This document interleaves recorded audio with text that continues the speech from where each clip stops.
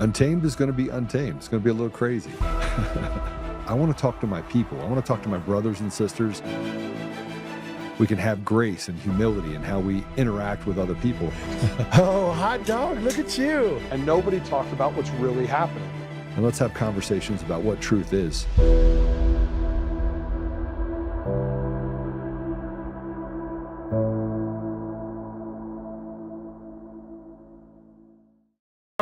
Check this out, guys. So at 8:39, look at this. The no votes were ahead, right? 236, 206. Within 5 minutes, look at this. There's a jump. Look at that jump.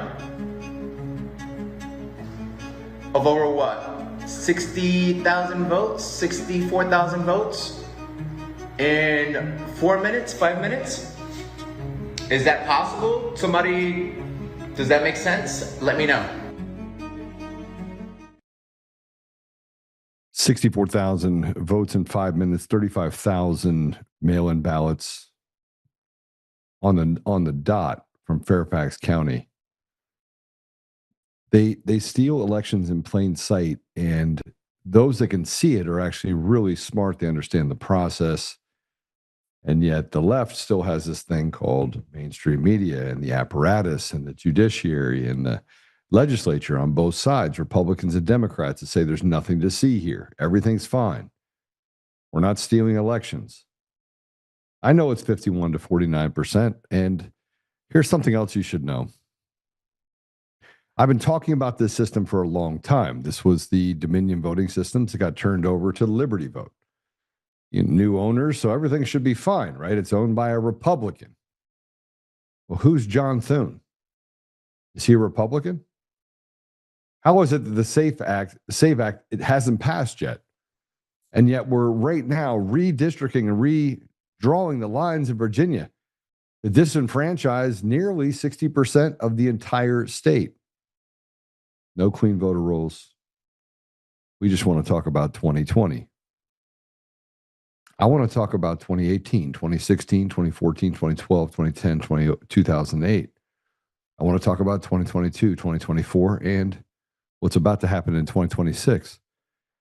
I'll put this up here for you. I was watching these posts that were being put up.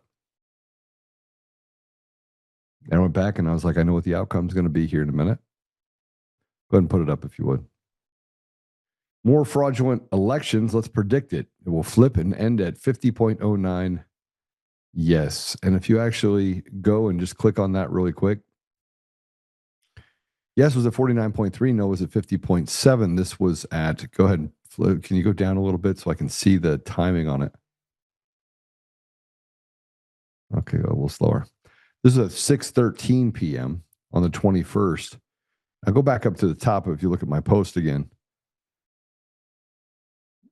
That was at 6:17 p.m.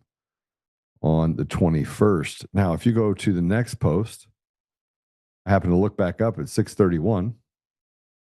Wow, I could have written a script at Real Donald Trump because I know the system and it's a fraudulent system. Stop the slavery, Mr. President. 12 minutes earlier, I predicted the outcome. Mark Cook, how about this prediction? And here you go. Another post. 76 reporting 50.06, 49.94 no.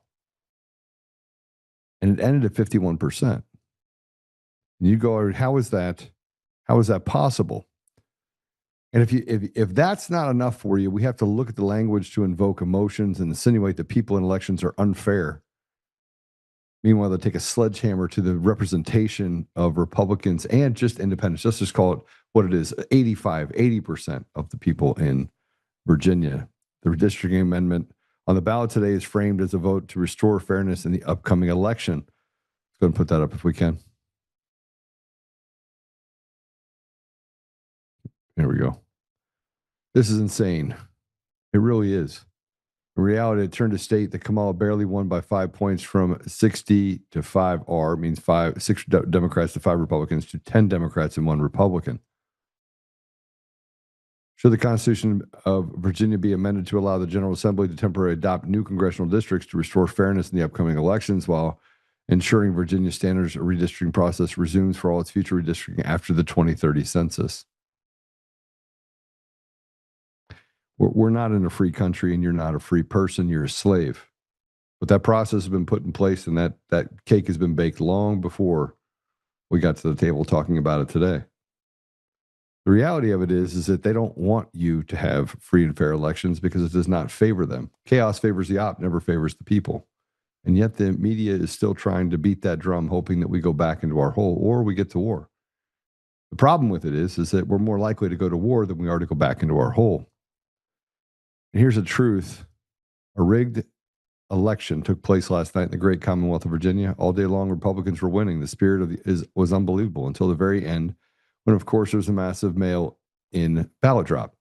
Where have I heard that before? And the Democrats eked out another crooked victory. 6 of 5 goes to 10 to 1. And yet the presidential election in November was very close to a 50-50 split. In addition to everything else, the language of the referendum was purposely unintelligible and deceptive. As everyone knows, I'm an extraordinarily brilliant person, and even I had no idea what the hell they were talking about in the referendum, and neither do they. Let's see if the courts will fix this travesty of justice, President Donald J. Trump. But they're not going to fix it. They're not going to fix it. They're not going to fix it. To hell with what the people want. People want voter ID? No. They want to eliminate mail-in ballots? No. They want to eliminate absentee ballots? No. We're just waiting around to just get our teeth kicked in. And we pay taxes at 56 cents on every dollar. We don't own our homes. They're owned by the government. If you don't pay your taxes, they'll come and take it from you. You can't drive a car without putting tags on the back of it, which means you have to pay taxes in order to put it on the road. Now, I'm not saying that the system doesn't require taxable revenue. But when does it stop? When you take all the meat off the bone, there's nothing left. Families can't thrive. They just survive. And it's not just poor people that happens to. People suck at every different level. The only ones that seem to make it out alive are the people at the top of food chain, less than 1% of the population. The other 99% are just trying to get by, just trying to realize that American dream, which now is so far out of touch that you can't even put your hands on it. You couldn't even see it. And the next generation, well, that's going to be even worse with AI and some of the other things that are coming into play. Where are they going to work? What are they going to do? What does success look like for the next generation when you've stripped them of every opportunity, taken away the trade schools, and pushed them into a corner? Is it any surprise that we have people that are waking up disenfranchised, thinking it's those people over there, when in actuality it's the very people that are stabbing them and then telling them to go look over there? Those are the people that are hurting you. Our government is broken. Our judiciary rotted to the core. I want to show you this. This is Lara Logan interviewing former CIA operative Gary Bernstein. And we have a great guest today, by the way. Bruce Sackman is a healthcare fraud investigator and former president of the Society for Professional Investigators. He is a veteran federal investigator, so I'm going to ask him a little bit about this. I don't think it's a specialty, but let's get into it. With the U.S. Department of Veteran Affairs, he retired as a special agent in charge of the Northeast Field Office, the Office of the Inspector General. He's an expert in medical serial killers. Well, this is going to be a fascinating conversation. We are going to talk a little bit about, if you're investigating one thing, you can investigate another. You can look at things on his face. I'd like to see what he thinks about this. But I want to play this first, and then we'll bring him in. This is Lara Logan talking about elections being stolen in America. Every election. There's not one election in the United States that's not stolen. I am a system architect. I literally should be able to predict that we're going to flip. I shouldn't be able to predict the Georgia outcome either. But I did. Go ahead and play it. They know where they can find the dead people that they need to get certain votes. They plan this, as Gary said before. It's meticulous. It's meticulous. These guys are experts at this. It's not just a few guys in a back room. You're talking about hundreds of statisticians and engineers, and they work it, for a year. And mathematicians and hackers. Right. We had a map out of Colorado when we were talking to our engineers, the guys that designed it and stole the elections. And we looked at it and we said, look, it's Denver here and Colorado Springs, all the Democrats, they said, and they looked at us in pity, Yeah. Like, here's something. They said, no, we just go to every one place where Trump wins 70-30 and he's winning 68, or we shave in every other place. We don't go near a Democratic place because when they want to do recounts, they're going to go to the Democratic places. They don't realize we shaved in every other committee. We know every other county. We know how to do this. And then in each of those things where they shave with a different technique in each one of those. So if you found something in one county, there's no continuity around the state that way. So this is why the Republicans are so much at fault, because they have the power and the ability to show in their areas they can allow access to the machines, they can allow access to the source code, they can allow the... But they thought we just won by 35%. Okay, we didn't win by 38. Yeah. We won by 35, so no one's going to call to... They should have, right? Because everyone says, well, we expected the Republicans to win by a majority. Well, it was a little less than we thought it was going to be, but they still won, so, no harm, no foul. But the evidence of the fraud is right there, and they could show it. They never looked at it. They never looked at it. By the way, what he's saying is absolutely incorrect. Sorry, I'll just call it out. It's not the presidential election. Everyone wants to focus in on the presidential election. It's the three-card Monty. Look over here, look over here, look over here. It's just the presidential election. They're stealing every race in whatever they want. Town council, no problem. Mayor race, no problem. Referendum vote that actually raise your taxes, no problem. We don't have free and fair elections. We don't have a fair election. We don't have any elections in this country. We are literally slaves to a system. And they just take whatever they want. And you are told to sit down, shut up. We got this handled. And it's not done by the government. It's done by a for-profit company that is there to do a public good. And no matter how much we scream that we want free and fair elections and we want a hand count in person, one day only, they're not going to give it to us. 85% want the SAVE Act passed. And yet the Democrats and the Republicans both are standing in the way of free and fair elections. We're just slaves. There's no other way to look at it. And maybe there is other way to look at it. But I'm telling you right now, the appetite for it is long gone. So I want to just welcome Bruce to the show. He has so much more that I could talk about. He's a media consultant and lecturer. He's an author. He's got a book called, and I think I just pulled the stuff on it just so I could read on this, but it's a true crime memoir, Behind the Murder Curtain. Special Agent Bruce Sackman hunts doctors and nurses who kill our veterans. Imagine that, they kill our veterans. Huh. Bruce, welcome to the show. Well, thank you very much for having me. Bruce, how do we play out all the things that are wrong? You've got to be a little bit cynical being inside the government and seeing some of this diabolical behavior happen to veterans.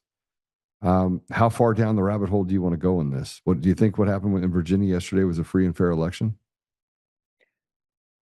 I don't think there'll be free and fair elections because we're not asking for any voter ID.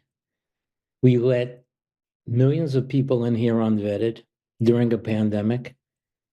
And when we go to vote, we're not asking for voter ID. Yet the last election, my wife went to vote and they said, oh, somebody already voted in your name. Oh, how in God's name did that ever happen? I don't know. But as long as one party is insisting on no voter ID, there's not going to really be a free and fair election, in my opinion. Well, so how do we get to the bottom of that? I've been fighting on this for 6 years. We can't even get the SPLC or SPLA. What is it? The Southern Poverty Law Center, SPLC. We can't even get names named. They just said we're indicting the SPLC.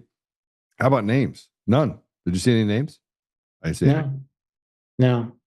So now it's an object that went in. It's very frustrating. And, my role with the Inspector General, for those people that aren't familiar with it, the purpose of the Inspector General is to ferret out fraud, waste, and abuse in every federal agency. Every major federal agency has an Inspector General, and the Department of Veterans Affairs has one as well. Unfortunately, it's one of the smallest Inspector Generals for one of the largest federal agencies, which in and of itself kind of tells you something about how serious we are about ferreting out this fraud, waste, and abuse. But the interesting thing about the VA Inspector General is it comes in 3 different flavors. The other Inspector Generals have an Office of Audit and an Office of Investigations. In the VA, we had an Office of Audit, an Office of Investigations, and an office to handle medical problems called the Office of the Medical Inspector. Now, I was the special agent in charge of the VA Office of Inspector General for the Northeast. That meant that I handled all VA hospitals from West Virginia to Maine, outpatient clinics, extended care centers, the whole VA gamut. And it was actually a great honor, because it's a great honor to be both in law enforcement and in law enforcement dedicated to helping our nation's heroes. And it gave me an opportunity to see a lot of things inside of the government that people don't normally do. And hospitals, well, hospitals are like big cities, and they have all kinds of issues. Not only malpractice, but they have issues like theft. They have issues of drug diversion. They have issues of patient record confidentiality. I mean, I could go on and on with the issues they have. And I investigated every one of them until one day I got a phone call that sort of changed my life, where there was an allegation that a doctor was working, treating our nation's heroes at the Northport VA Medical Center on Long Island, who had spent time in prison for poisoning his coworkers. You've got to be Now, kidding Joe, me. I didn't know that in the United States of America, you could actually be a doctor at the VA and pass a background investigation and treat our nation's heroes, having spent time in prison for poisoning people. So But how did that's he get his happened. medical license back? Well, it's a great story. It's a great story. And I'll tell you the story quickly. His name is Dr. Michael Swango. When Dr. Michael Swango was in medical school, his fellow students referred to him as Double O Swango, licensed to kill, because they actually suspected that he was killing patients as a medical student. And they went to the dean and they said, "Dean, I don't think this guy should be a doctor." And the dean said, "I don't care what you think, you're only students. I think he should be a doctor. He just needs a little bit more training." So they kept him on, and then he wound up going to Ohio State University, where all of a sudden people died unexpectedly. But they couldn't prove anything because these cases are incredibly difficult to prove. And then he became an EMT, and he was convicted of poisoning his coworkers, came out of prison, but being such a glib talker, which is a nice way of putting it, he managed to convince people that he actually spent time in prison as a result of a barroom brawl, and produced bogus documentation that his civil rights had been restored by the governor. And since there's a shortage of doctors in some places, they wound up taking him back. Without And checking that's into it. when he wound up in my neighborhood out in Northport, Long Island. And then I got that call that sort of changed my life. All right, let's talk about that call. Okay, so what happened was I get a call from the chief of psychiatry at the Northport VA hospital.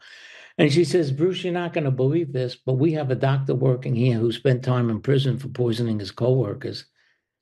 What, are you kidding me? What is this, like an April Fool's joke or something?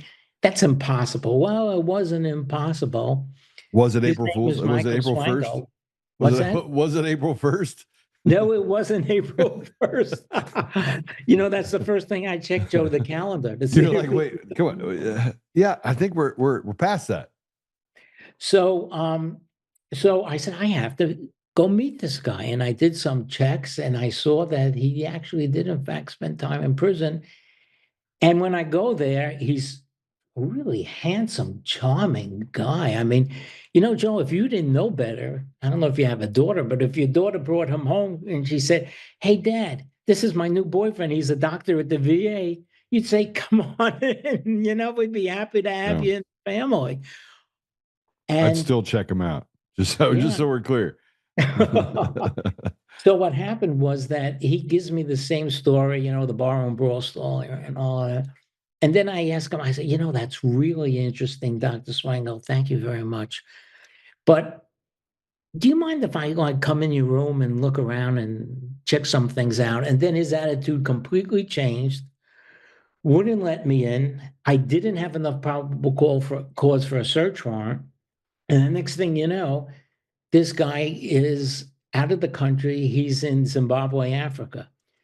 And when he's in Zimbabwe, Africa, he kills women and children and pregnant women. Hey, wait a minute. You mean, okay, your timeline shrunk here. So he went to Zimbabwe. Right. He showed up on a Tuesday and killed them on Wednesday, or is this over? Well, no, it wasn't quite that fast. Okay, all right. It wasn't quite that fast. Because I was getting just showed up with a slasher and just said, "Okay, I'm going to go to town." No, it wasn't quite that fast. But eventually, he started killing again, and again, these cases are very, very difficult to handle. So he went to Zimbabwe as a doctor. Yes, he went to Zimbabwe as a doctor, but he had to return to the United States to renew his passport because he wanted to yet travel on to another country. And that's when we arrested him, but not for murder because we didn't have any evidence that he murdered anybody. We actually arrested him for every federal agent's favorite crime, lying to the government. Yeah. He lied to me. He Influence of lied to me politicians. about his background, and we arrested him for that. Then we had to prove as to whether or not he actually murdered any of our nation's heroes at the Northport VA Medical Center. Now, I had done every conceivable hospital case. How many people died under his care? At the VA? Yeah.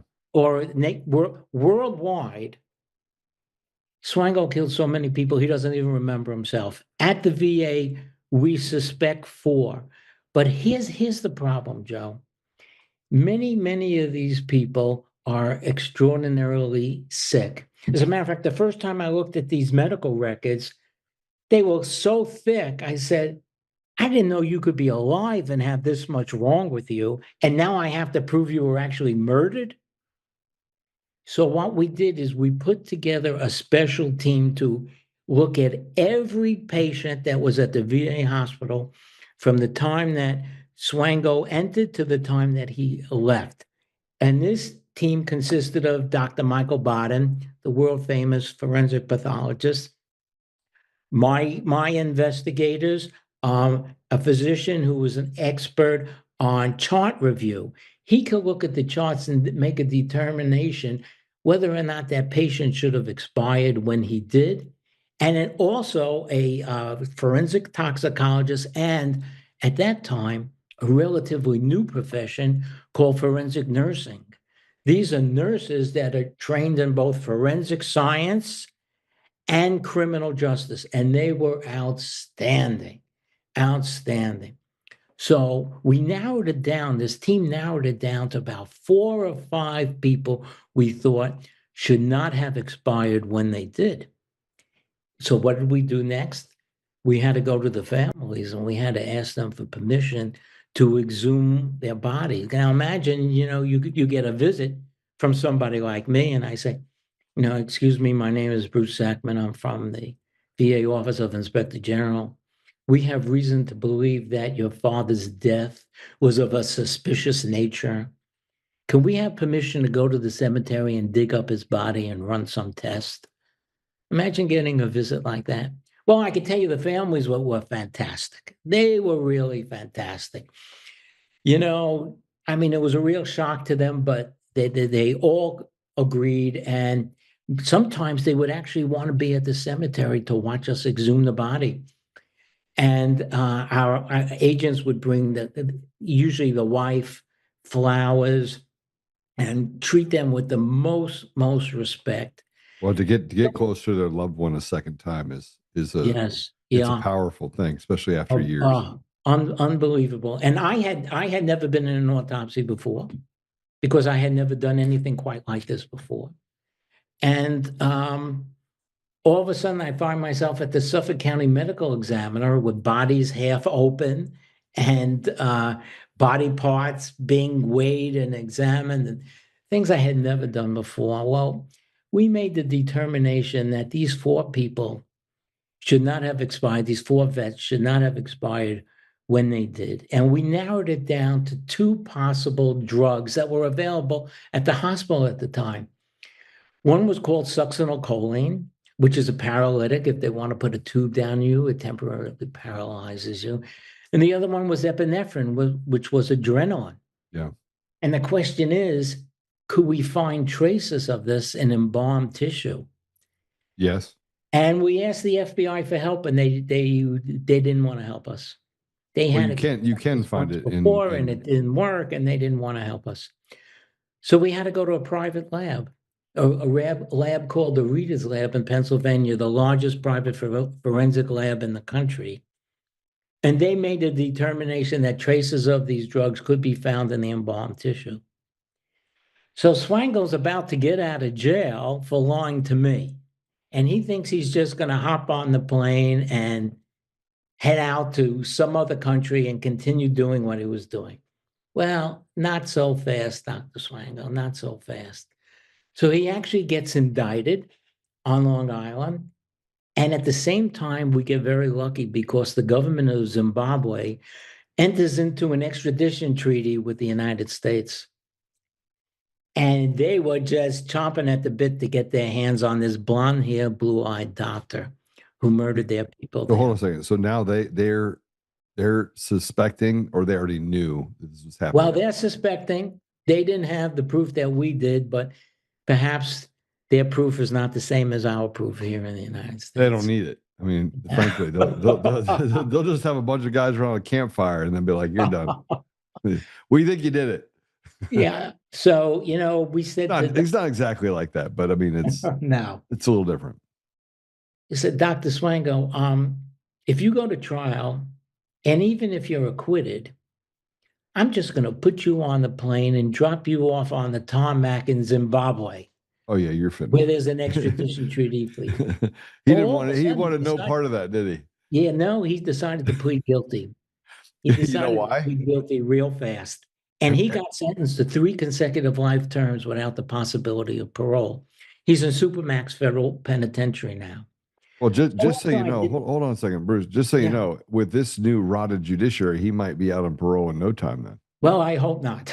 But I mean, that's the extent of what's happening. Well, I'll tell you why I don't think so. I'll tell you why, Joe, because at his sentencing, the judge on Long Island said, I sentence you to 3 consecutive terms without the possibility of parole. If Congress should change the law and now have parole, your parole is denied in advance. Oh, he did? Okay. Yes, he did. I like that judge. Hard to find judges like that nowadays. Yeah, it's hard to find any judges that aren't just rotted and retarded, frankly. But we need to clone that judge. So, what was the judge's name? Do we know? Yeah, it'll come to me in a second. I'm having a senior moment for a second. Right. He was an old, very distinguished judge. It'll come to me in a second. So after that case, all of a sudden, because I had one successful case, now I'm the expert on medical serial killers. I had one case, now I'm the expert. Well, next thing you know, there's a nurse in Massachusetts who's suspected of killing 30 veterans, also using epinephrine. So what is it with you guys in the VAs and having a bunch of serial killers in there? Well, you know what? I'll tell you what. And I think it's because the VA has an inspector general, and that the inspector general could just walk right into the hospital and get pretty much any document and interview anybody they want. Not that so way in the private sector. Are you saying that this is probably still happening in the private sector? We just don't know about it? Oh, it's happening all over the world. If you just Google medical serial killers, you'll see there was a recent nurse in England that murdered a number of children. She was convicted. We've had a number of cases here in the United States and Canada in the private sector, but they're pretty rare and far between. Look, the overwhelming majority of healthcare professionals are honest, hardworking, dedicated people. That's what enables these killers to get away with it, because they're in an environment of very caring professionals. If you're a killer and if you're in the mafia or an outlaw motorcycle gang, well, nobody's surprised about that.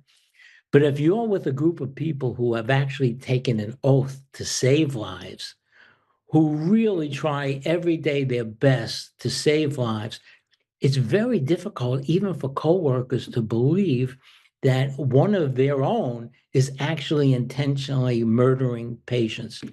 And this is one of the reasons why they get away with killing so many people. You know, the average medical serial killer, they kill about 60 people, I would say, before they get caught, somewhere between 30 and 60 people. You know, your traditional serial killers, 8 to 10 maybe, but they're amateurs really compared to my medical serial killers, to tell you the truth. I don't You even know know, what to look, say right now. if I you're mean, I mean, now the question is going to come up when I ask every doctor I go in and say, "Hey, doc, how many people have died under your care?" They're going to say 10. And I'm like, I'm out. Find me a new doctor.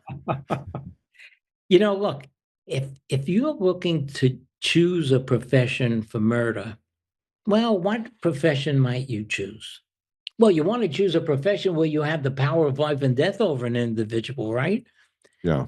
What professions do we know have that power?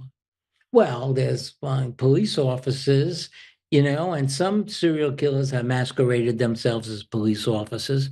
But what other professions do we know, like doctors and nurses, that essentially have that power of life and death over an individual?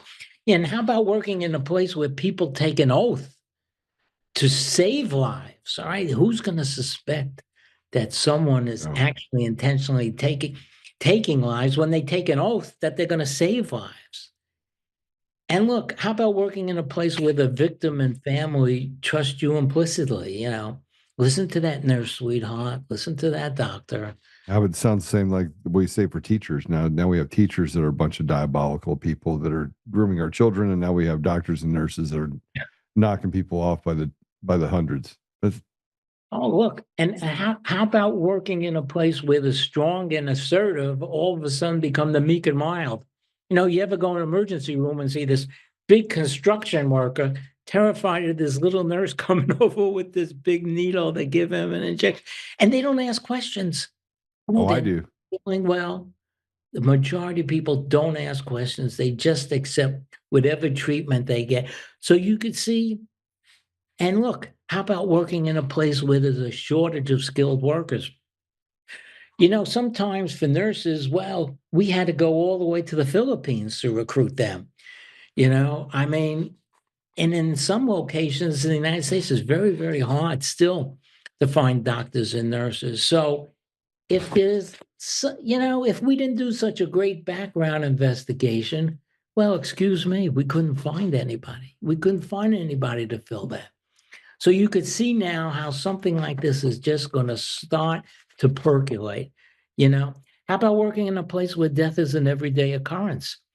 You know, I mean, if somebody dies in a hospital and nursing home, is that going to make the news? I mean, is that going to have an investigation?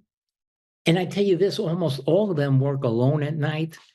You know, like that 3 a.m. They call it the graveyard shift, where there's practically no family, no coworkers, and that gives them the opportunity to kill, you know. And I could tell you this, a Do you have hospital. trouble, Doc? Do you have trouble going to? I mean, sorry, Bruce. Do you have trouble going to the doctors now? Do you have trouble like walking in and No, sitting you down know, I and I being I like really don't. I think they reaching have for the trouble with pistola? me. You're like it's in your waistband. You're like, "What's up, bro? How you doing? Okay, Um, hey, I'm just gonna take your blood pressure. Let me see it first. Let me see the blood pressure. Let me inspect it. All right, that looks okay. That's fine. All right, I'll, careful. I'll tell you something else that helps them too is that cops don't want to do investigations in hospitals. No, First of oh, all, most cops don't become cops because we're good in chemistry and biology. Okay? That's true the story. first thing. Second thing is we're very, very dependent on the doctors. I mean, who are we to challenge the doctors and the nurses? We don't really understand the science. We don't even understand the law. They have this HIPAA law, you know, this Health Insurance Portability and Accountability Act.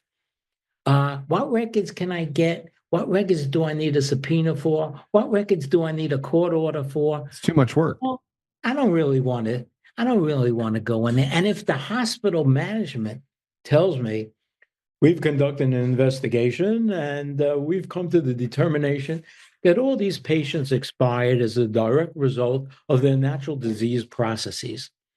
Well, I'm not going to argue with that. I'm going to accept that. And this is why medical serial killers get away with killing so many people, Joe. Let me ask you a question. Do you think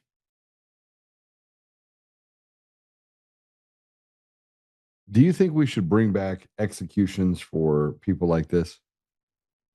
I mean, do you think that? I mean, look, we tend to show mercy to those that show no mercy. I mean, shouldn't we just quick death, man? Just boom, execute and be done with them. Like, let them not breathe another moment. Why is it that? And this is biblical, by the way. So this appears in the Old Testament, eye for an eye. New Testament, that you should have accountability, right? Why is it that we show such regard for evil when evil shows no regard for us? Well, you know what? If somebody killed my father at the VA hospital, would I want to see him get the chair? Oh, absolutely. But on the other hand, I could tell you that there have been a couple of acquittals of medical serial killers who were convicted first and then overturned, usually because of questionable science. So this is the dilemma. I mean, questionable science when you have like 10 or 12. Come on now. Nobody's that unlucky. I mean, they might have gotten off, but yeah. You know what? So because it's easy to make a mistake, I kind of wrestle with this because I know how the families feel, how I would feel, how most people would feel.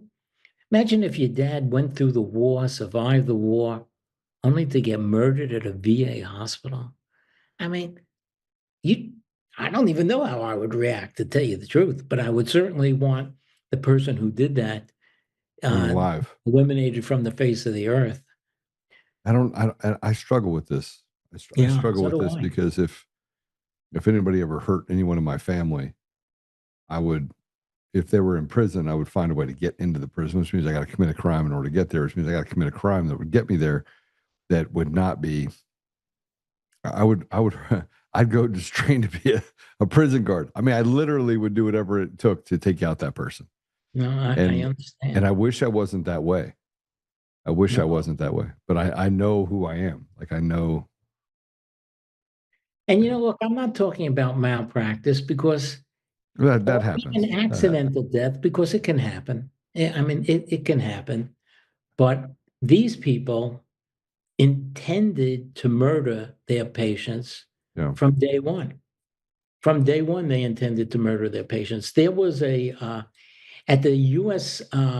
Veterans Affairs Hospital in Columbus, Missouri, there was a nurse by the name of Richard Williams. Yeah. Every time Richard Williams was on duty, the death rate would go up. As a matter of fact, this is pretty common.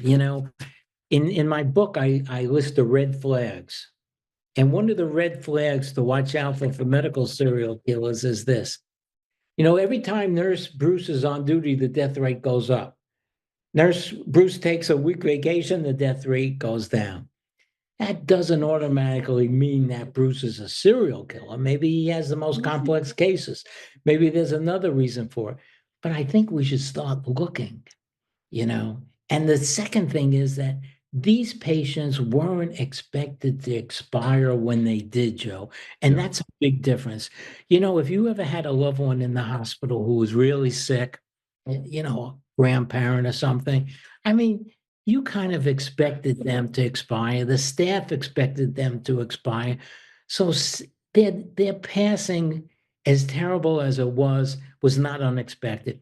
These people sometimes were actually improving, and their family would go on vacation only to get a call from Dr. Swango, for instance, telling them how their dad had expired and reliving for them the last 30 minutes of his life before he died, because this was his second bite of the apple. The first bite of the apple was actually killing the patient. The second bite was calling the family and reliving the experience for them. Imagine that. Could you imagine that? No, because I'm Yeah. not a psycho killer. And I can't imagine it. Like I mean, I sit here and think about this, like what you're saying, and then my mind goes straight to COVID. Like how many people, man, how many people they killed during COVID that didn't need to die? Well, it's very interesting that you mentioned COVID, because I'll tell you a little bit about COVID. And there are a couple of ongoing cases now involving doctors that allegedly murdered patients during COVID. Right. But this is what happened during COVID. You know, all of a sudden, even the best hospitals were inundated. They were just inundated with patients. They didn't know how to handle it. Yeah.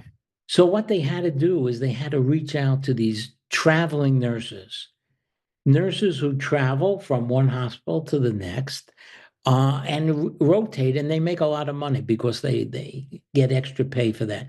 And the majority of them were good, really good. But there was a small minority that weren't so good. In fact, many of them had gotten in trouble at the previous hospital, but they never mentioned it at the new hospital they were. And some of them came from different hospital systems. They didn't understand how drugs are obtained. There were a number of things they were behind the eight ball on. So I had actually a number of cases involving these traveling nurses where they were stealing drugs. They were actually drug-seeking patients, and they got thrown out of hospital A, and they went to hospital B, and hospital B never learned that at hospital A they were thrown out for stealing drugs. And I had a few of those cases. So yeah, COVID was very, very rough. And unfortunately, a number of the background investigations were put together very, very quickly. Well, it's like this, Joe. If the enemy's coming over the hill, Yeah. the thousands, do you have time to do a thorough background investigation on every soldier? Or you just want to put somebody up on the front lines? Well, you put someone up on the Essentially front what lines, happened, and they put unfortunately, somebody on the front lines. you're I've made a couple bad hires in my days, for sure. Right. I've had a couple of really psychotic people work for my companies. But it taught me what to look for when I went to hire new people. Right. And I almost feel, this is going to sound bad, that when we started instituting HR departments, that's when all of our problems started. Because they don't know what to look for. And then somebody starts and you look over and you're like, you're a serial killer. I haven't had a serial killer work for me, but Oh, that's good. That's good.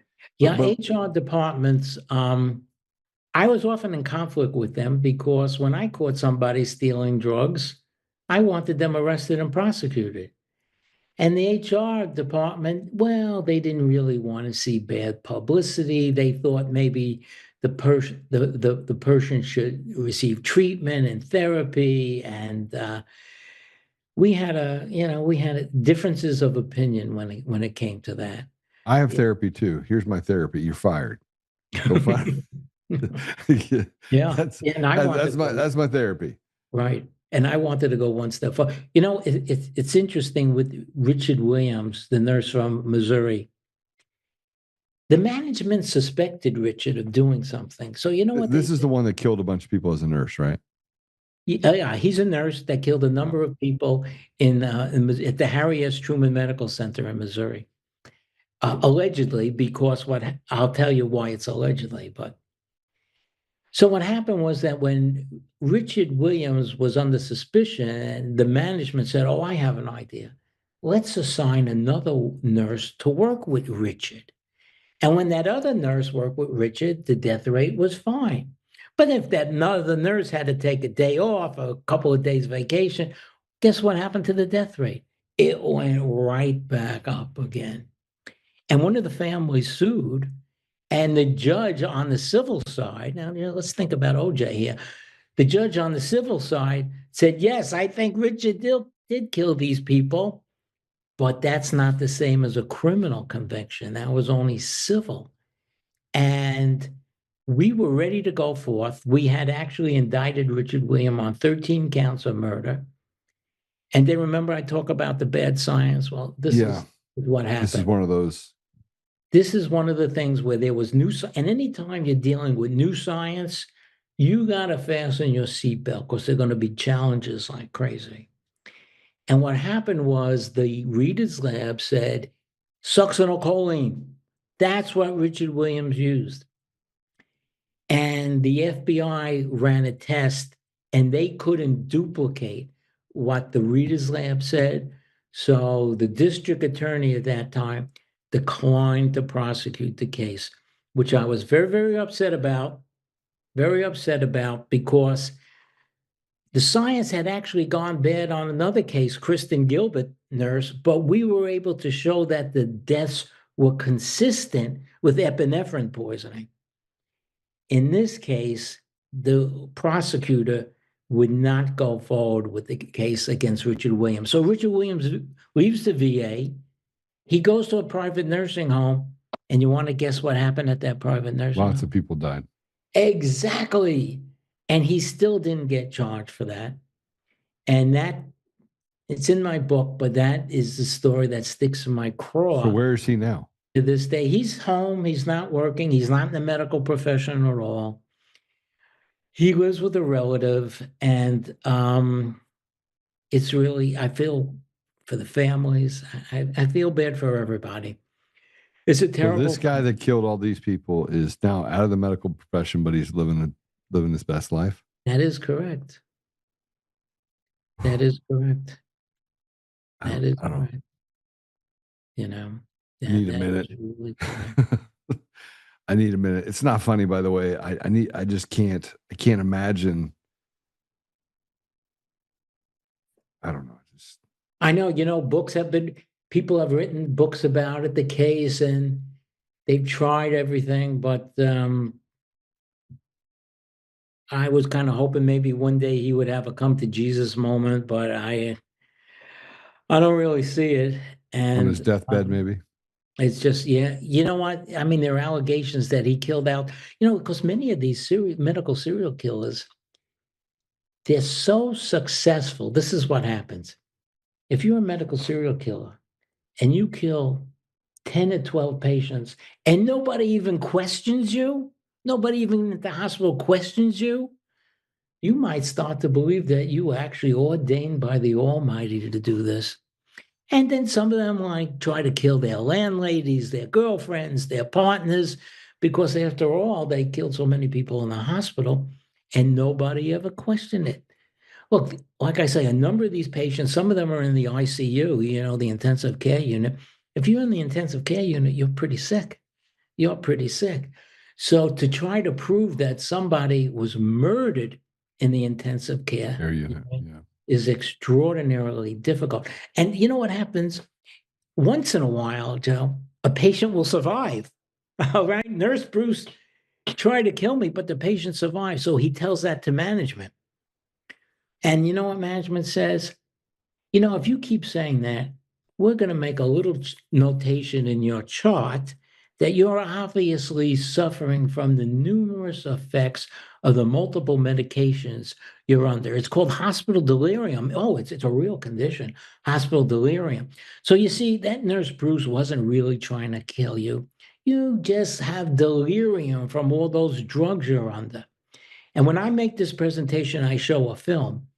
And in this film, there's a patient in Ohio who says, Dr. Swango, this blonde-haired, blue-eyed doctor, came over to me, injected me with something, and waved bye-bye. And then she almost died. Fast forward to Zimbabwe. A patient says, this blonde-haired, blue-eyed doctor named Michael Swango came over, injected me with something, and waved bye-bye. Hospital delirium is an easy answer. If you're management in the hospital, the last thing you want is the word to get out that there's a medical serial killer. Right. And let me tell you something that we find out about these cases goes to these brave whistleblowers, these people that come forth. because they suspect something. And Yeah. what do you think happens to them? You Well, think I'm going to tell you. I'm going to tell you what happens to them because there's not a whistleblower in the last 30 years that has been treated kindly. That's right. Right? They haven't been, and it's That's right. the cover-ups, and that's I think the most disturbing part about all of this is that the cover-ups, no matter what level we're talking about, whether we're talking about in government or private industry or the elections, those whistleblowers are made the pariahs of society. Oh, Why? absolutely. Why? That's absolutely because nobody wants this negative attention brought on them or their institution. When Kristen Gilbert, the nurse They'd in rather have a medical serial killer. yeah, well, that's, believe it or not, they would just like the person fired and to move on. You know, there's a famous case about a medical serial killer, who, as a matter of fact, there's a couple of TV shows about him. Actually, he started in Pennsylvania and he worked his way to New Jersey, and he worked in 10 different hospitals. Okay, when the first hospital suspected something, did they say anything to the second hospital? Who did they say anything to the third hospital, the fourth or the fifth, the sixth, the seventh, the eighth, the ninth? Finally, at the 10th hospital, some whistleblower came forward. And when the cops went back to all the other hospitals, you think they cooperated? No. No, just the opposite. But Just the opposite.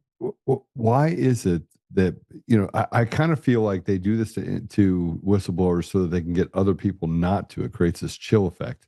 Correct. Across, I don't want to be involved. I don't want to get involved. And people just died. I don't want to be involved. And you're thinking to yourself, what is wrong with it's a complete lack of humanity.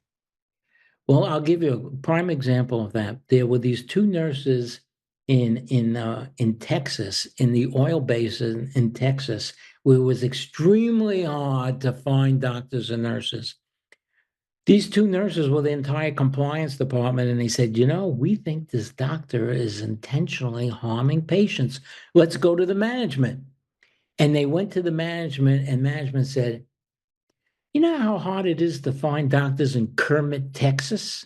Why? We have to go all the way to the Philippines, et cetera, et cetera, et cetera. So you know what, nurses? Why don't you just go back to your little compliance office and be happy you have a job? And these two nurses said, well, what the hell do we do now? So one said, I have an idea. Let's send an anonymous letter to the state medical board about this doctor. Well, he gets wind of it, and boy, is he pissed. So he calls the local sheriff, who was one of his patients, and he says, Sheriff, I think these women are intentionally trying to harm my reputation. And the sheriff says, don't worry about it, Doc. I'm on the case. He gets a search warrant for their hospital computers and shows that they were the ones that authorized that anonymous letter to the state, and has them arrested and prosecuted for misuse of official information, which is a felony in those parts. These women now, they are fired. They have to pay for their own defense. They face criminal charges, goes to trial. The jury's out for about a half hour. They come back and they say, what, are you kidding me? These nurses deserve a medal for what they did, not to be criminally prosecuted. But what kind of message, Joe, does that send out to other potential whistleblowers? Hey, did you hear about those nurses in Texas? Did you hear what happened to them?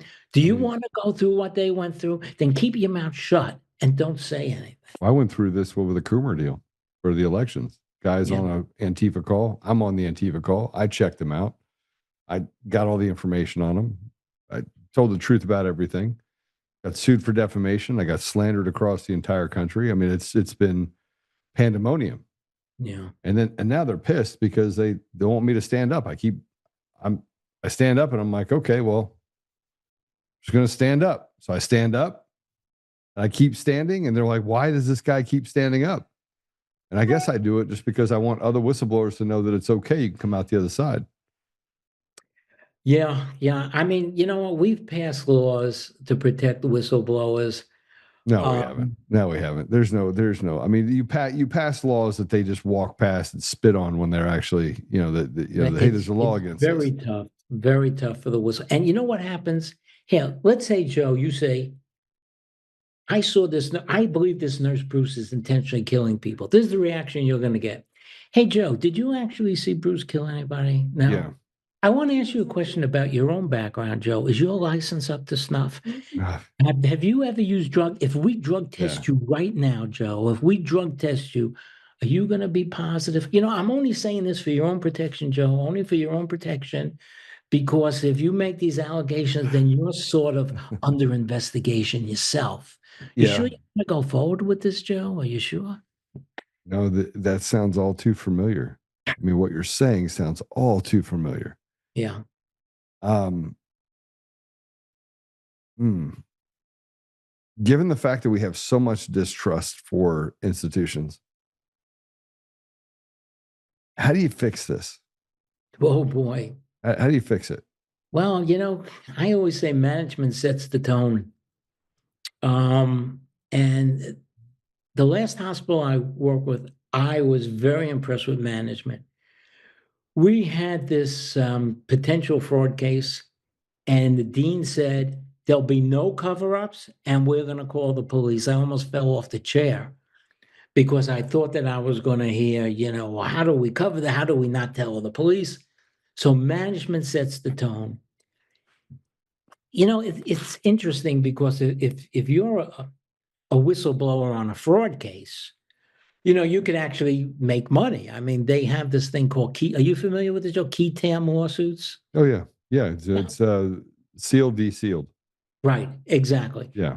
But if you blow the whistle about a doctor or nurse who's harming their patients, there's no key tam. There's no financial benefit. Right. Just the opposite, you know. And what's going to happen to the manager? The manager is going to stay. He's going to get his bonuses. He's going to do everything just to protect the institution.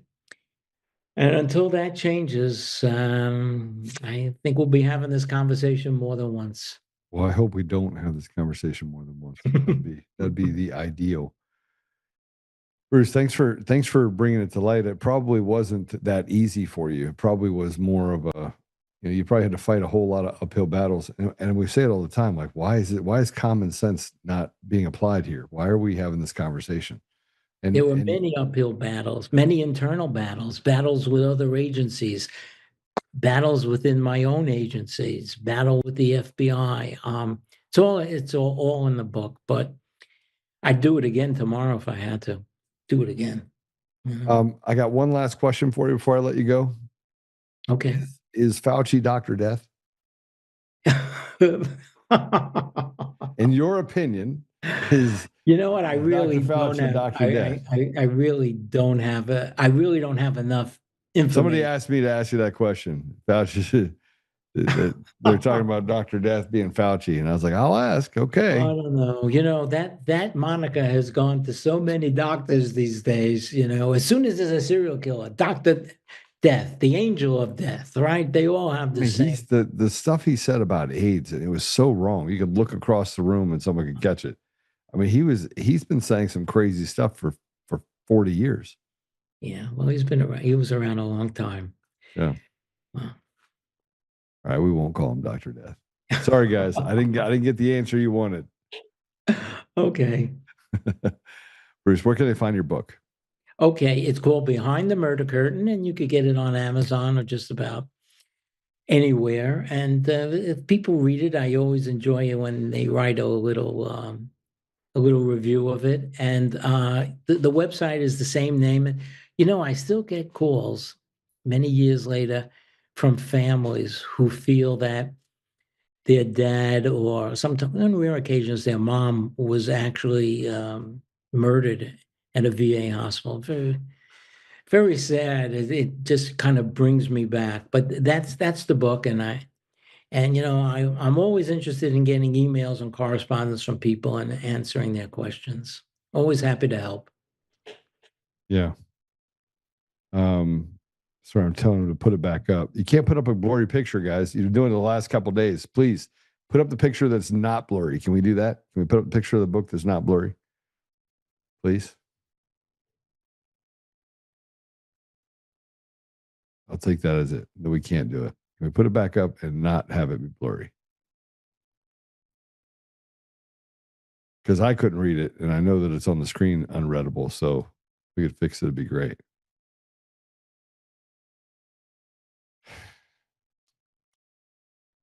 Okay. Here's what I promise we'll do, Bruce. We'll get it up there. We did put it in the comments as well, for where you can actually go buy the book. All right. Thank you very much. Dr. Kevorkian. How is people bringing up comments about Dr. Kevorkian? No, it's not the same. No, not at all. The people went to him to end their life. It's a little bit different. A little bit different. I mean, if people start doing research, they'll see these cases all over the world. They'll see a nurse in Germany that killed, well, we think close to 300 people. There's a doctor in England named Harold Shipman, who is the undefeated champion of medical serial killers. He killed about 300 people. Unbelievable. And there are others. All right, Bruce, thanks for joining us. I appreciate you very much, and I'm going to read your book. And then Thank you. I hope it's insightful to how we can get whistleblowers to feel like they can still come forward even through the pain. I think that's probably the thing that has been most noticeable for me. The last 6 years have been painful, but worth it. But getting other people to realize that it's worth it, that becomes something totally different. Right. I mean, there are organizations now like Whistleblowers of America that help whistleblowers. That's a very good organization. But if you're going to be a whistleblower, you got to fasten your seatbelt because you're going to be in for the ride of your life. It's not fair. It's not fair. No. Bruce, thanks a lot. Appreciate you. All right. You're welcome. Thanks for having me. Thank you. We're going to go to a quick break. And when we come back, we're going to talk about the fact that the government, even when they get it right, can't seem to get it right. The SPLC was indicted. Where are the names? When we come back, we'll talk more about that.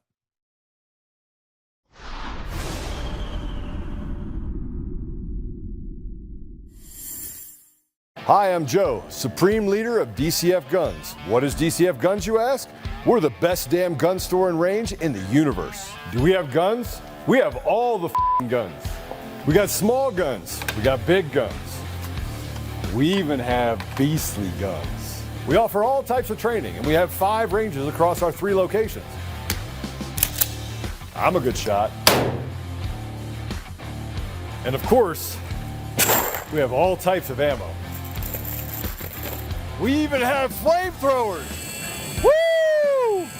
We offer incredible membership opportunities, and members save even more on guns, ammo, and accessories. Come join the DCF family today, where we keep the range hot and the deals hotter.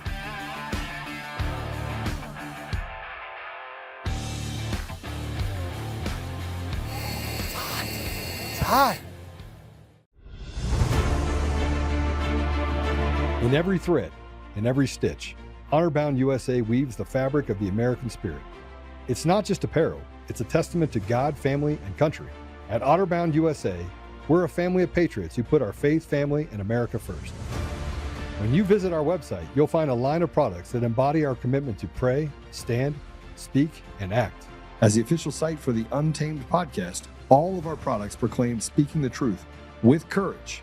We also have the powerful documentary from Professor David Clements, Let My People Go. Identify yourself as one of the few who are willing to stand for what they believe in. Join the Honor-Bound USA family today. Wear it as a badge of honor, commitment to the values that shape us, and a pledge to the bright future we will build together. Because when you're honor-bound, you're not just wearing a brand, you're embodying a lifestyle.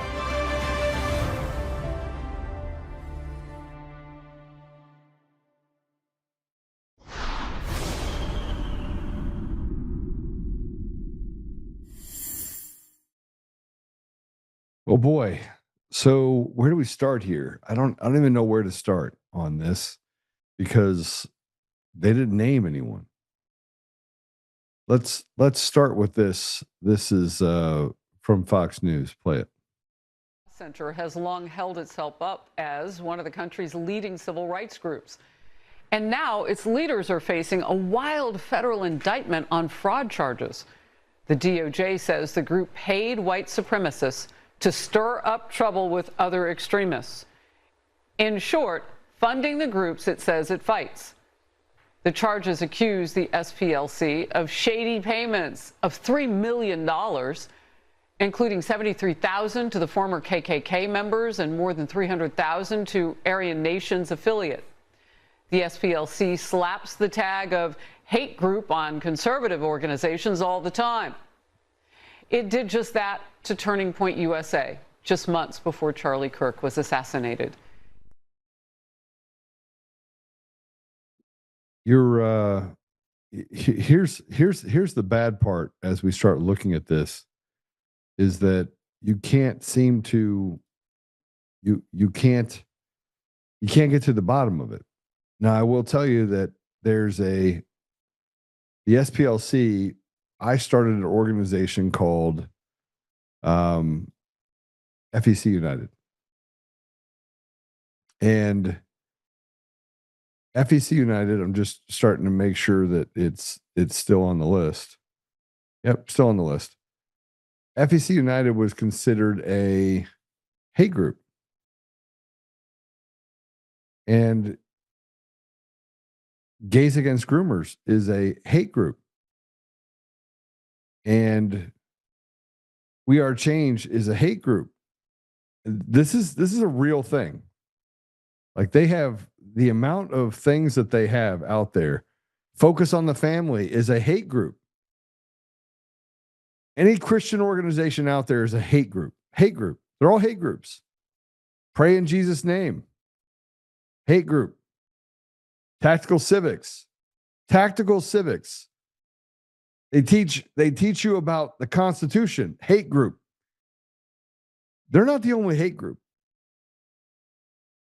Now buckle up, because we're going to have to talk about this for a minute. The Anti-Defamation League. The Jewish, what was the name of that organization called? The Jewish Coalition. Hold on, let me make sure I get this for you really quick. Jewish Colorado and the Colorado Jewish Action Alliance. So they get to do whatever they want. These organizations get to hide and say, we're Jewish, you can't say anything about us because you're an anti-Semite if you do. But they're walking around wreaking havoc on communities. And the more people that I talk to that are Jewish, by faith, think that these organizations are nothing but hired henchmen.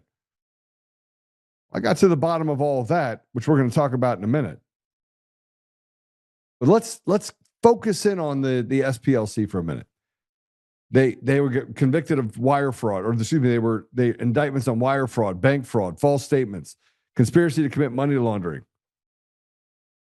Yet not one individual and one executive has been publicly charged.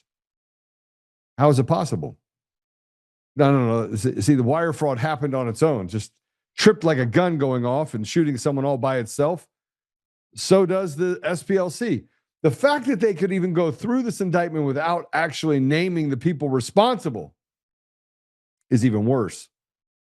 The charges are against the organization as a whole, not naming staff members, which means no one goes to jail for felonies committed. Let me say that again. No one goes to jail. The prosecutors say that they secretly paid millions to informants, which they did. They used shell entities or hidden channels, did not disclose this to donors. The SPLC says, well, the programs were used to gather intelligence, prevent violence. No, they weren't. They've literally created just like the ADL, just like these guys out there that do everything they can to say, white people are bad, we're not white. We're not white. We're here to help the black community. Yes, we're here to help the black community. Go kill your babies.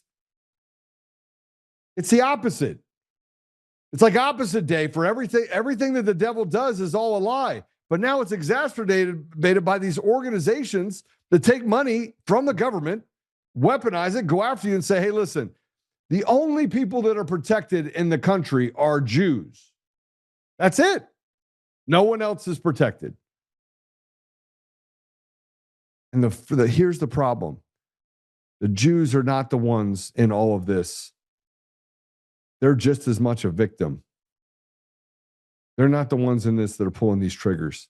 These triggers are being pulled by really evil people behind evil organizations that are political henchmen. And their job is to put up this barrier and to use dog whistles in order to control the communities and to slander people with impunity. That's the reality. White supremacy in this country is orchestrated. Are there white supremacists? Yeah, sure, there is. Absolutely. Go ahead and put this up. White supremacy was orchestrated. Much of what you hate your fellow Americans was staged, folks, completely funded. This is the United States against the Southern Poverty Law Center. You can go right now to the Southern Poverty Law Center and go to the hate map. And as you go through it, FEC United. Here, let me just go ahead and send this to you really quick. You guys can put this up here real quick. They've been using dog whistles for a long time. They've been covering up their crimes by using dog whistles. And I want to point out something else. Eric Coomer sued FEC United, sued my company, sued me, didn't sue me, didn't just sue me, went after everything around me in order to destroy, because that's the whole goal, right? Use lawfare to destroy. Why is it that the map cannot be seen? Please tell me. Why can't I see the map? Why is the map foggy? Please fix it. Can we fix it? Somebody give me a response.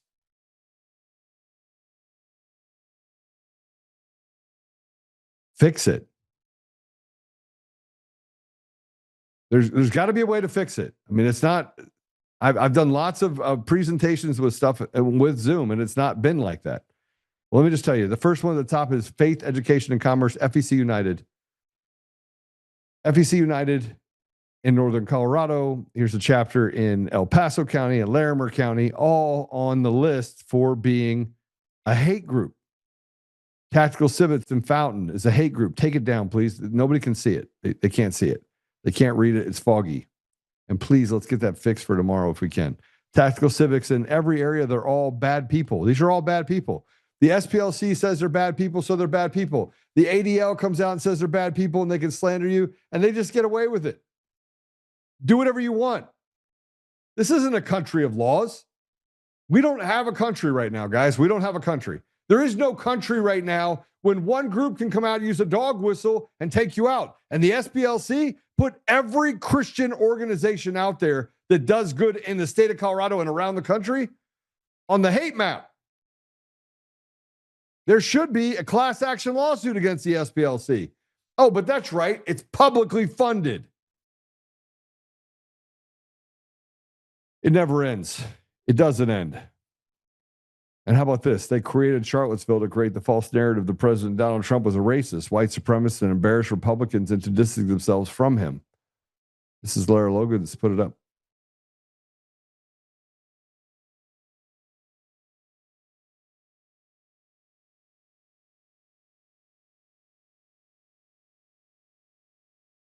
Those of us who question this narrative were immediately falsely branded as far right. We were right, but not right wing. We saw the truth and spoke up. How about the Proud Boys and Oath Keepers? If they don't create the org, they infiltrate and distort it. And for many years, the FBI have been complicit, creating online chats and entrap and frame too many Americans, then criminally present those as real terrorist threats while allowing the actual terrorist threats of radical Islamists protected, funded by the left and the globalists to spread. That was always part of the plan. Look, I'm going to win this arm wrestling, but before I get to the arm wrestling part about Kyle Clark and the ADL Anti-Defamation League and what's about to happen, which I've now said, and I thought it was because I thought Kyle reached out to me this morning. Kyle Clark's the 9 News anchor. I thought he reached out to me because he got served. Turns out he reached out to me and hasn't been served yet because I guess they haven't finished the process. And he asked me, they sent another letter to stop you from becoming the state chair of the Republican Party of Colorado. Deathly afraid that I'm going to come in and fix something that they've all broken. But here, I want to remind you what the SPLC was doing in 2021 and that the Biden FBI was behind it. This is what they were doing. They were targeting Catholics as domestic extremists. Play it. The FBI utilized a so-called hate map from the SPLC, the Southern Poverty Law Center, as it was going after traditional Catholics and labeling them domestic extremists. Do you think that that's an appropriate source? Absolutely not. Do you know some of the other groups that the SPLC labels as hate groups or extremist groups? No, I don't, off the top of my head. I can name a few. They also name the Alliance Defending Freedom, the Family Research Council, and Moms for Liberty as hate groups as well. Do you find it concerning that they were using the SPLC as a source? Yeah, I find it deeply concerning. Do you think that Catholics who celebrate the traditional Latin Mass are a threat to the American people? I don't, because I'm one that does that on occasion. Can you recall, before Joe Biden was in office, any time whenever the FBI specifically targeted a group of Americans solely because of their religious faith? No. Do you think there's any evidence to suggest that harassing Catholic Americans keeps Americans safe? Not at all.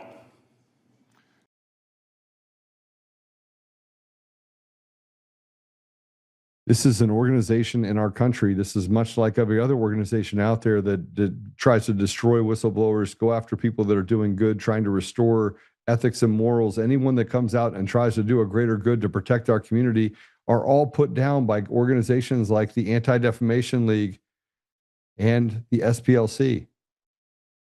It's not an isolated event. And if you go to the SPLC site, just so read off some of these things that are on the whole hate map. There's statewide organizations and there's local organizations. Colorado Alliance for Immigration Reform, hate group. It's anti-immigrant. Family Policy Alliance, anti-LGBTQ. Family Research Institute, anti-LGBTQ. Focus on the Family, anti-LGBTQ. Gays Against Groomers, Colorado Chapter, anti-LGBTQ. Generations, anti-LGBTQ. The Pray in Jesus' Name Project, anti-LGBTQ. Colorado Eagle Forum. You don't even want to know what they say that's an anti-government general organization. Constitution Party is anti-government, or the Constitution Party. Anti-government general, Faith, Education, Commerce, FEC United, North Colorado.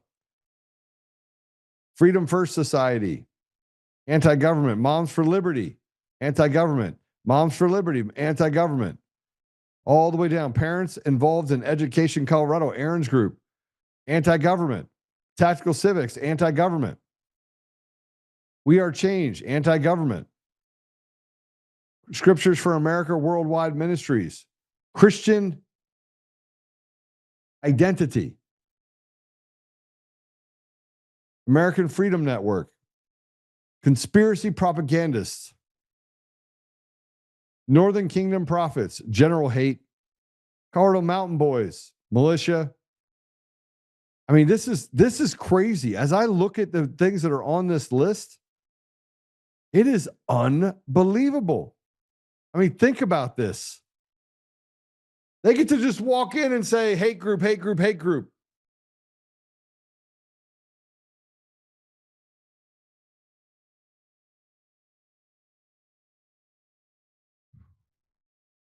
And if you go down even further, the SPLC lists some crazy. Yeah, I guess the Goyim Defense League would probably be, that's kind of you could probably get away with saying that that's probably not a good organization, considering they're basically just saying they're going against Jewish people.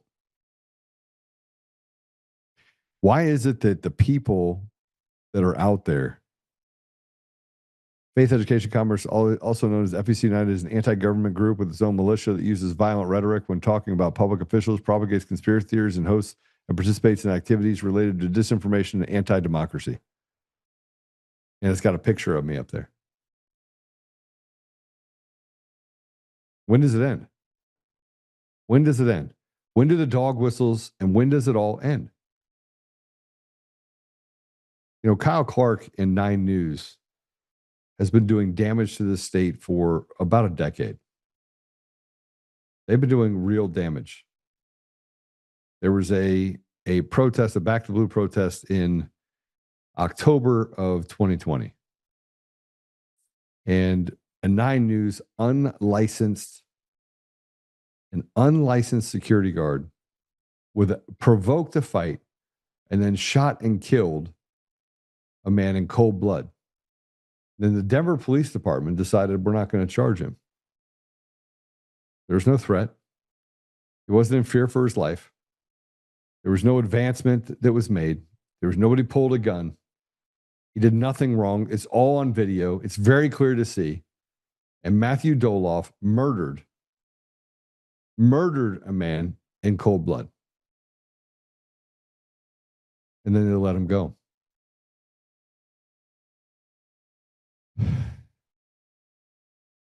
We are in a backwards world because we've allowed backwards to stay on top. And they're pushing us and pushing us and pushing us. And pretty soon the bow is going to break. And when it does, it's going to be really bad for them. But they're waiting for it. Because the government stick has always been good people that go to work and get a good job and trying to. So they're going to use the very people in our community that don't believe a word that they're saying to actually attack us, to defend them. 56 cents on every dollar goes to governments. You're less than a half of a person. More meat off the bone than you can afford. You and your wife have to both go work. You and your husband have to both go work just to try and get close to 100% of what a normal person would make if they went out there to make a living wage. You struggle to try and push forward to make some success and to create some opportunity for yourself, but you can't because they put a weight on your ankle and said, and if you get out of line, we will use the ADL. We will use the SPLC. If you try to basically restore things to a place where it makes sense and you don't let us groom your children, you don't let us do things that we want to do that's evil against our community, we're just going to bash you with slander. And what's even worse about that is people in our own communities, they listen to it.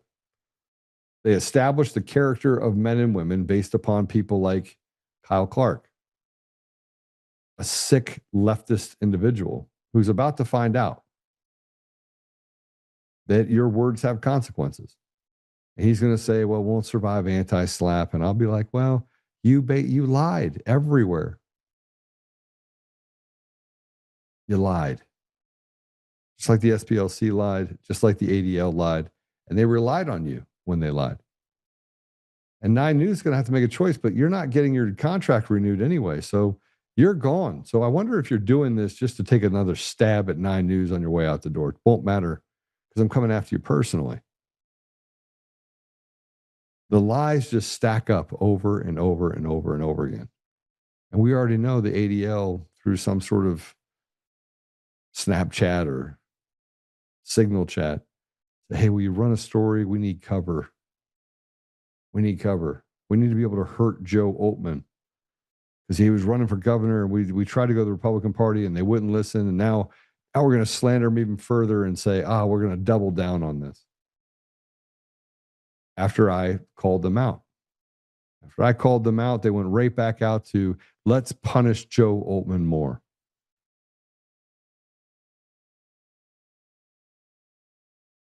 I want to put this up. You have clowns trying to attack white people. I don't care if you're white, black, green, yellow, purple. You have clowns trying to attack whites. Check this. All of them, even the purple ones with webbed feet, should be executed. So they want to make this thing where if you're a white person, you should be shamed because 58% of child molesters are white dads. Right? Here's the only problem. Go ahead and click on that picture if you would. These are the white people that they're talking about. Yep. Zoa, who's probably from some sort of Asian country. She's now white. Lopez, he's white.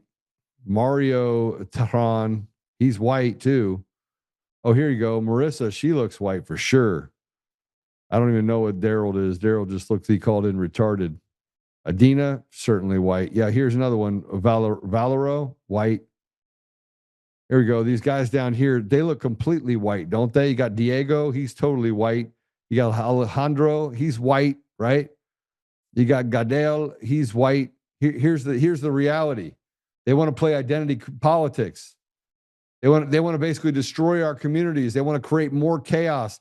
They're so worried about me going in and actually taking care of the Republican Party, and they create all these falsities everywhere, and nobody does anything about it. We sit around and we placate to it because we're afraid.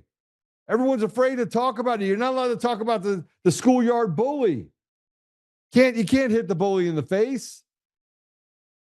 18 times Kyle Clark has run a special on me. 18 times. 18 times Kyle Clark has run a special on me and used 9 News as the bully pulpit in order to do it. SPLC runs and says that I run faith, education, and commerce, 3 things that are critical to what we have in our society. Said that organization is there is a conspiracy here. That organization 100% is an anti-governmental group, which we weren't anti-government at all. We wanted churches to be open. We wanted children not to be groomed, and we wanted to be ability for people to have opportunities with businesses. We ran those separately, those units. We didn't have a militia, but they can lie with impunity because who's going to challenge them? And when you do challenge them, you got to go sit in front of a judge. So I went ahead and said, all right, I'm done. I'm going to try the entire case in the a court of public opinion. I'm going to literally hire attorneys to go after all of these people. And then I'm just going to expose every part of it from the end to end, because you don't get to just do what you're doing and bully people inside of a schoolyard. And the Coomer attorneys, oh my gosh. You should see what those guys are doing. And you should see what the judges are doing in order to back them up. It's the most pathetic thing I've ever seen in my life. Pathetic. Because the entire system in the state of Colorado is rotted to the core. When a judge is coming to me telling me, hey, Joe, listen, it's really bad. You have no idea what these people are doing. They're disgusting, evil people. And I've been on the bench for a long time. And you have previous judges that come forward and says, you have no idea what they're doing. They actually come to me and say, if you do not do this, do what the public defender is asking for, then you're out. Let the criminal go. We don't have a country anymore. This isn't a country. This isn't a country. This isn't a country. I can tell you right now, Colorado isn't. But we're going to find out. We're going to find out just how rotted the federal judiciary is. We're going to run it all the way up. So let's talk about this, though. This is residents speaking at the city council for Seattle. This is what Americans are being spit on right now. And if you're not pissed, you should be. Show it. Discouraging to come up here and see all the heads down. It's like, Sir, you're on a 2-minute timer here, so let's go.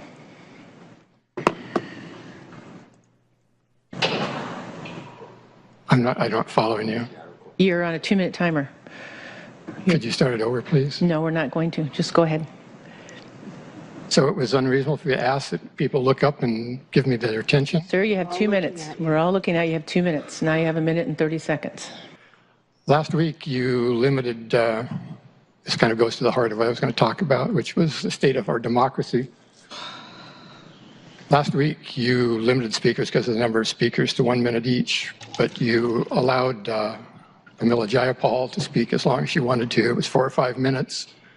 And it reminded me of George Orwell's famous saying from Animal Farm about how all animals are equal, but some animals are more equal than others. I immediately got a hostile response back from you. I don't understand that. That you think that asking for you guys to look up off of your computers and give attention during this short period of time was an unreasonable thing. I really feel bad about that.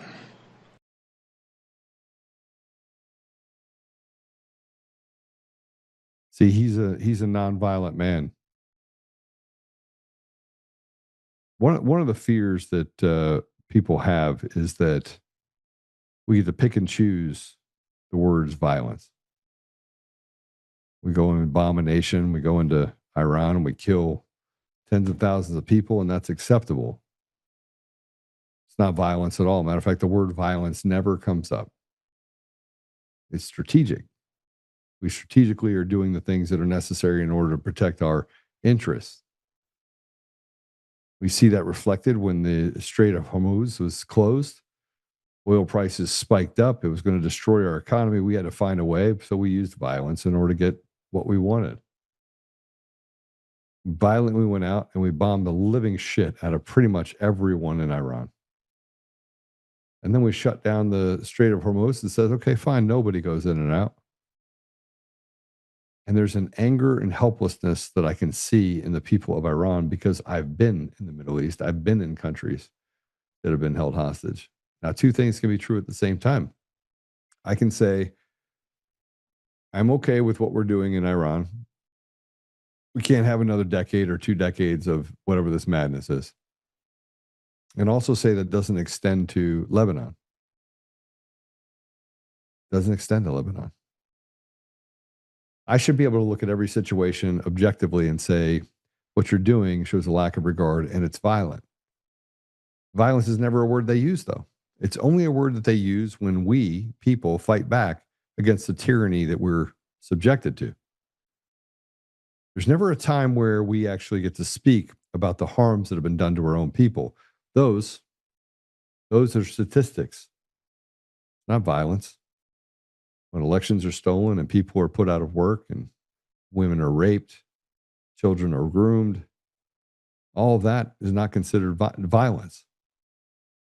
When you ask a mother, what will you do to protect your children? They say, I'll kill for your children. And I said, then why haven't you killed anyone? I ask a man what he would do to protect his children. He says, I would die for my children. Why are you not dead? I have spent the vast majority of my life serving.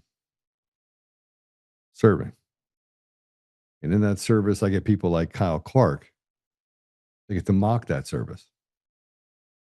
You got people like Kyle Clark that 18 times get to tell stories about Joe Oltmann so that they can try and destroy and defame me across the entire state using the bullet pulpit in order to destroy people, which, by the way, is not covered by anti-SLAPP. See, anti-SLAPP is telling a story about someone, not telling story after story after story after story and beating the drum over and over and over again in order to defame and to create some sort of idea of this is what I heard. That's actually not what anti-SLAPP was built for. Anti-SLAPP was built for you tell a story and you don't take responsibility for it and you defame someone. And, it's, is a journalistic activity? Yeah. But 18 times is not journalistic activity. That's harassment. That's bullying. That's doing exactly what the system is designed to do and destroy an individual's character to the free world while that person's character stands still and takes the beating. So Kyle Clark is in for a rude awakening. But we still have to come back to what the definition of violence is. And why is one thing acceptable and one thing not? Why are we not allowed to fight back as Americans? Because if we do, we're considered anti-Semites. We're considered racist. We're considered homophobes. We get to create and move and have organizations like the ADL, the Anti-Defamation League, and the SPLC, and these organizations do real harm to our communities. They're terrorists. These are terroristic bullies that are doing real harm to the people in our country, of which 98% are not represented by them. The Anti-Defamation League can go out there with impunity, put their saber in the ground and say, anti-Semite. They can write letters to the Republican Party saying, we want you to deplatform this man. They can write letters and have influence over social platforms and say, we need to make sure we silence him and take down his available reach. We can protect one group, one class of people while we let evil demons hide amongst them and they are protected. That's the Anti-Defamation League. And then they can call up someone like Kyle Clark, Antifa Clark, and they can say, we need another story on Mr. Oltmann. And we're going to send another story because if Joe becomes the head of the Republican Party, then anti-Semitism will go everywhere. And again, they use the bully pulpit in order to threaten an entire organization. That sounds like democracy, doesn't it? Actually, what it sounds like is pure evil. When I bring up Revelations 2:9 and Revelations 3:9, they shudder. And if you haven't read those, you should read it. It talks about people that say that they are Jewish, but they actually hide behind Jews. And they are to be considered the synagogue of Satan. Now, when I called Weiser and Polis and Griswold Synagogue of Satan Jews, that means that they're fake. They're not real. They're part of a club, a cabal, a criminal family. But then they run and they hide behind the fact that they call themselves Jewish so that they are able to escape scrutiny. People are afraid. They have pause. They're like, I can't say anything, as the state degrades into a place where it's hardly recognizable. And I would ask you to tell me if I'm wrong. And the reason why they're so afraid of me is that I don't have to have a script. I don't have to have something in front of me. I can go and I can read and research and get to the bottom of things and clearly articulate where we are as a city, as a state, as a country. Now you got those people out there that say, but he's violent. When have I been violent? Did I go to somebody else's home with a gun and try to do harm to their family? No, I didn't. Did I threaten another man's family? No, I didn't. Did I hide on top of a roof with a gun and try to terrorize people that worked for my organization? No. Did I do it to them? No. No, I use my words to describe exactly what victimization looks like and who were the perpetrators of those that were making people in our communities unsafe and victims. And for that, they got to say, you're an anti-Semite. It shouldn't matter, by the way, what my heritage is, but it does. It should. I'm not self-loathing. It shouldn't matter that, frankly, they tried the racism thing with me. That didn't work. So, let's pick something else.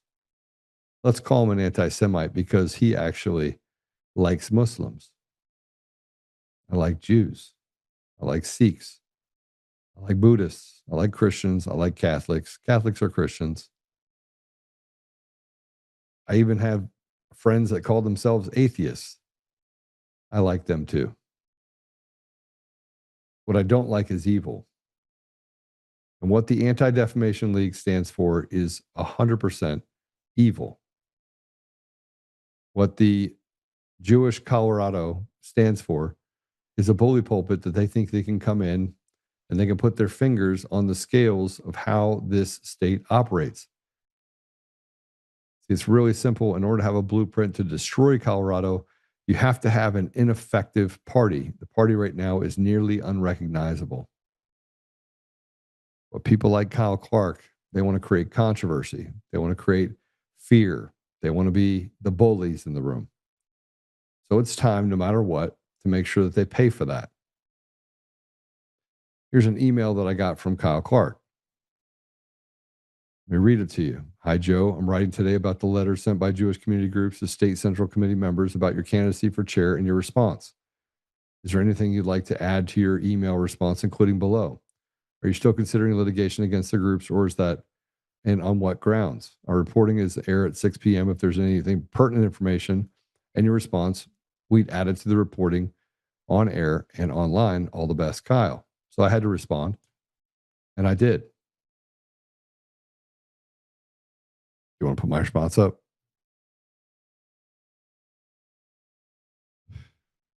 No, that's not my response. Forget it. Forget it. Forget it.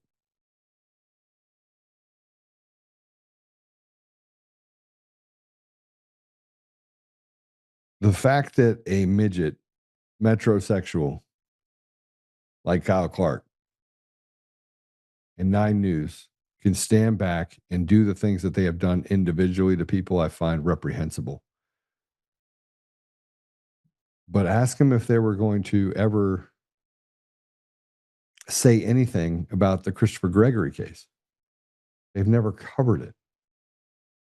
What does that tell you about Kyle Antifa Clark? What does it tell you? Did 9 News report on Eric Coomer running into a building, nearly killing someone, running into a bar, drinking, and then lying to the police? No. But had that been me, you think he would have reported it?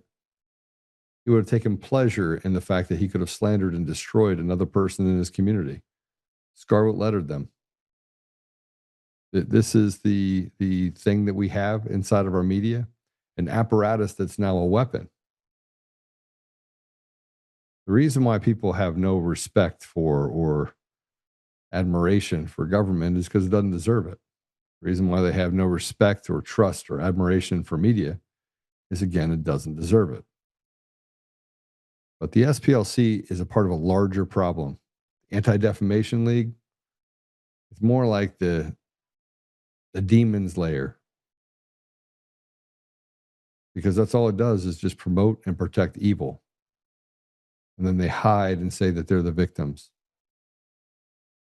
I'm not going to stay silent ever. And if I'm not the chair of the Republican Party, it's not going to hurt my feelings. What it's going to do is going to hurt the people in Colorado. And that's the ultimate goal. The goal is for them to slander with impunity with no fact, just based on the fact that I talk about the people who have done real harm to our state. And I talk about how they look as if they're protected. Nobody can talk about them because you're an anti-Semite if you do. And yet these organizations, I offered them the ability to sit down. I said, let's sit down. Let's have a conversation. And they said, no, we stand by the reporting. We stand by our email. The outcome was simple. We want you to scarlet letter this man and we want you to cancel them. That should not be allowed in the country ever. Ever. But they did it to so many people. And it just tried to stick. And those people haven't fought back very effectively. I will. I will buy whatever commercials are necessary in order to make sure it happens. And I will make sure that the lawsuit sticks. That's my promise. So Kyle Clark, I just have one thing to say to you. You're a pig. You're a disgusting, evil pig. You've done really bad things to the state of Colorado, and you deserve to pay for it. Now, however that comes out, I know it's going to cost you your job. I think you're unhireable, frankly. But let's see how it works out for you, because you obviously are poking the bear. So let's see how the poking goes. All right, let's go ahead and pray it out. Let's go look at the comments here for a minute.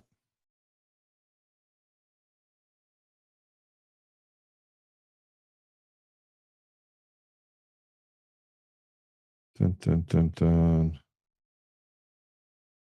You guys got lots of comments. Jeez. All right, I'm not going to read all those comments.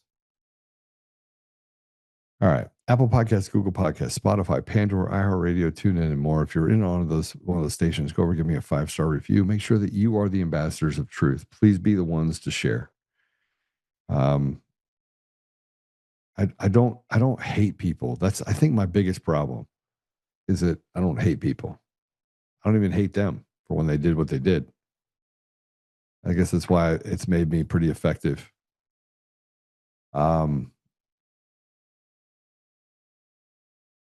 Yeah, I don't know. So I look forward to 6:00 tonight, and I look forward to going to the event in Weld County tomorrow. And frankly, I'm going to go spend a lot of time with Democrats in Denver, Aurora. I'm just going to walk into communities and I'm just going to wreck it.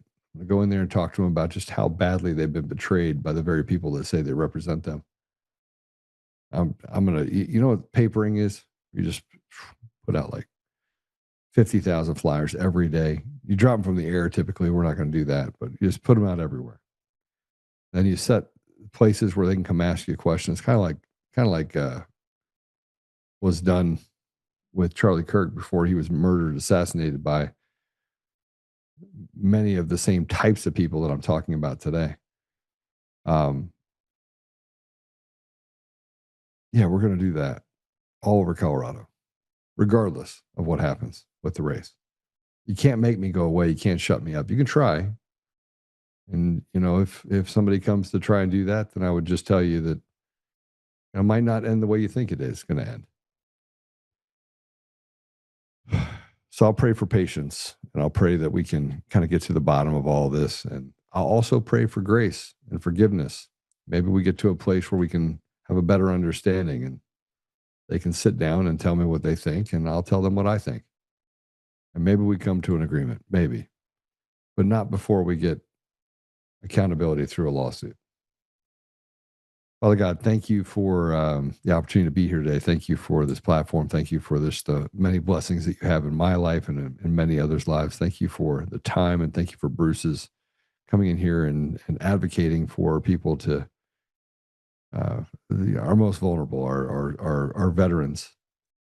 And thank you for, Father, having him stand up with courage and protecting our veterans and holding people that are diabolical responsible for their behavior.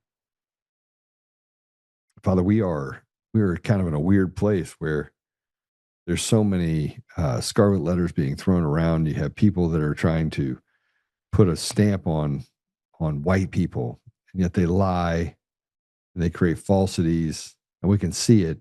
We're not allowed to talk about it. We're not allowed to talk about the people that betray you, Father, and call themselves a part of a tribe that, frankly, they don't even they don't believe in you. They don't follow you. They don't follow any sort of ethical, moral standards, and yet they hide behind the good people. So, Father, I just ask you that you would strike these people down. I want to just say it. I just think that these are the people that should be that we should have some peace, and the only way to have peace is to eliminate evil. So, Father, I'd ask you to eliminate the evil. I'd ask you to put it in a place where we can actually have some consequences for the bad behavior and the bad things that have been done to good people all over this nation and all over the world. I'm asking for, Father, something so drastic and so pronounced that it allows for people to have courage in their communities and stand up and say, we will have no more of this. That it eliminates the bondage and stops us from being institutional slaves. More importantly, Father, we just need to restore all that is good to our communities and to our country, and that comes with just restoring you to every wake and walk of life. So, Father, I just ask you that you will give us the tools to be able to do that, to honor you, honor others, have grace, set aside petty differences, and truly get to the mission of restoration. Father, it's difficult to have so many bad people and not become discouraged. Father, I just ask you to give people the ability to have encouragement, hope, that we can come together collectively as a community and eradicate these evildoers and their rhetoric and propaganda and the lies that they have perpetrated over decades. Father, the last thing that I will ask, and I ask in with as much vigor as I can, and that is, please give us back our elections. Please expose to a bitter end the bad evildoers that have taken our ability to have a voice, and allow us to restore order to our communities and protect our children and give them opportunities in the future. I say these things humbly in the name of Jesus Christ. Amen. All right. Well, I will see you guys soon. And yeah, remember, give me a thumbs up, likes up on your way out. Make sure you give me one of those, and we'll see you soon. All right? God bless you.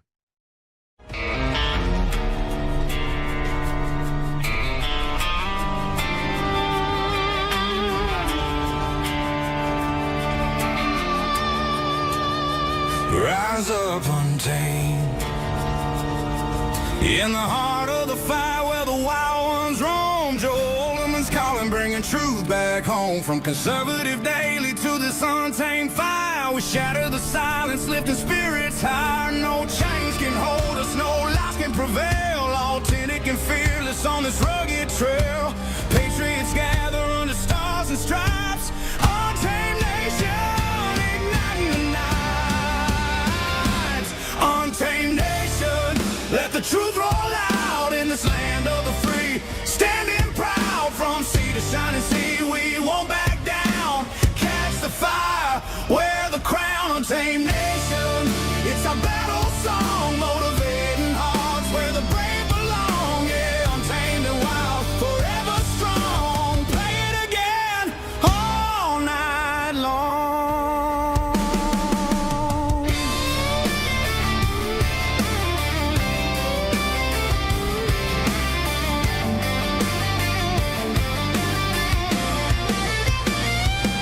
Break the mold, chase the time to heal. Joe's voice leads the Untamed crew. Truth matters through and through.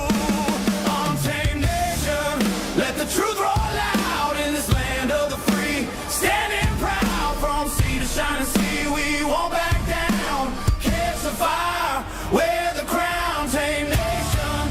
It's our battle song, motivating hearts where the brave